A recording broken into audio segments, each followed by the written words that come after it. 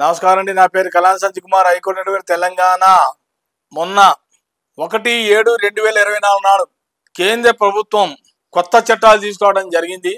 దాంట్లో మొన్న యూట్యూబ్లో చెప్పాను, మళ్ళీ ఇంకొకసారి రిమైండ్ చేస్తున్నా. చాలా మంది ఫ్యామిలీ కోర్టులో గొడవలు పడుతూనే ఉన్నారు. ఇవాళ నాకు ఒక కేసు వచ్చింది హైకోర్టులో. ఇవాళే ఆశ్చర్యపోయా నేనే.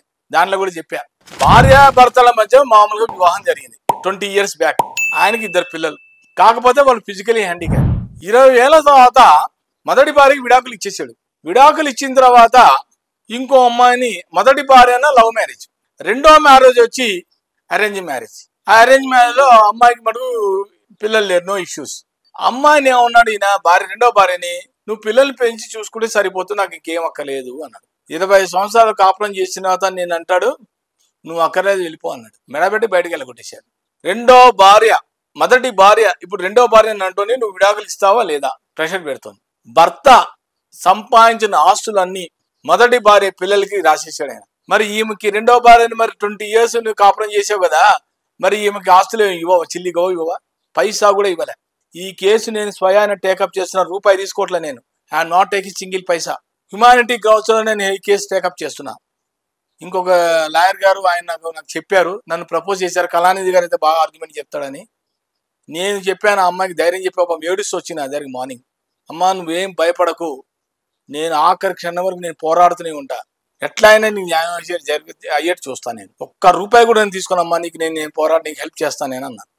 ధైర్యం చెప్పేసరికి అమ్మాయికి నాకు దండం పెట్టబోయింది, వద్దమ్మా కాళ్ళకి దండం పెట్టద్దు, చిన్న అక్కర్లేదు అన్న. దీంట్లో చెప్తున్నాను, ఆయనకి ఇందాక చెప్పా మోడిఫికేషన్.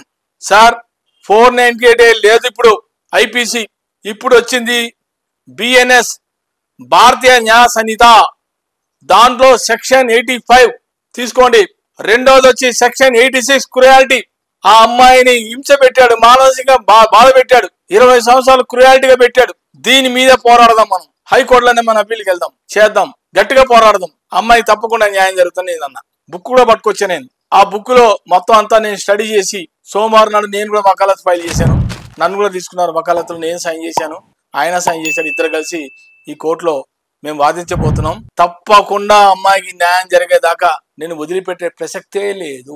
ఈ మాట నేను ఎందుకు చెప్తున్నానంటే, ఆడవాళ్ళు గుర్తుపెట్టుకోండి, మగవాళ్ళు కనుక ఏదైనా మీ ఇంట్లో ఇద్దరి మధ్య ఏమైనా భేదాభిప్రాయాలు వచ్చి గొడవలు అయితే, భర్త అయినా సరే భార్య అయినా సరే, ఇద్దరులో ఎవరైనా సరే, మీరు పిటిషన్ వేసేటప్పుడు కంప్లైంట్ ఇచ్చేటప్పుడు, పోలీస్ స్టేషన్ కంప్లైంట్ ఇచ్చేటప్పుడు 498 కాదు, ఇప్పుడు 85 ఇవ్వాలి.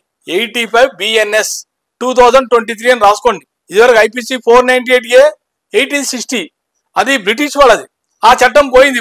ఇప్పుడు కొత్త చట్టం వచ్చింది 2023లో. బిల్ కూడా పాస్ అయింది, అమిత్ షా గారు బిల్ పాస్ చేసేటప్పుడు పార్లమెంట్ లో.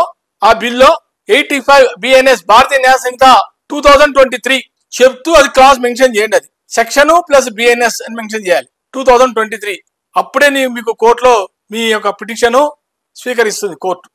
అంతే తప్ప పొరపాటున మళ్ళీ 498 డేస్ మటుకు మీది డిస్మిస్ అయిపోతుంది. ఇది మొన్ననే అమలైంది 1 జూలై 2024. జాగ్రత్తగా చేసుకోండి. ఫ్యూచర్ లో నేను మళ్ళీ ఇంకా వీటి మీద నేను పరిశీలించి మీకు మళ్ళీ కూడా ఇంకో నెక్స్ట్ వీడియోలో చెప్తాను. నమస్కారం. నా వీడియో కనుక నచ్చితే కనుక లైక్ చేయండి, షేర్ చేయండి, సబ్స్క్రైబ్ చేయండి. Like, share, subscribe.